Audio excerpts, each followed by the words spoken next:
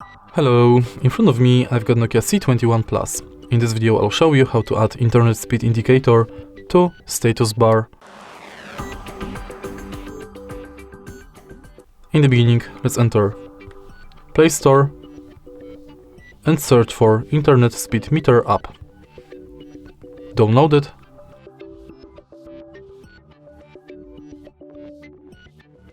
Now open it.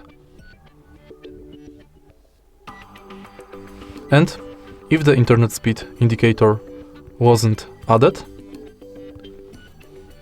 right now it is, but if it wasn't added, you can go to Menu, Preferences, Advanced Settings, and then you have to add to whitelist.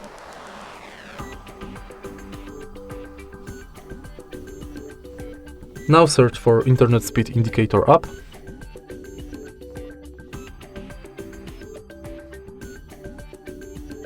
Select it and select Don't Optimize. Tap Done and it's set.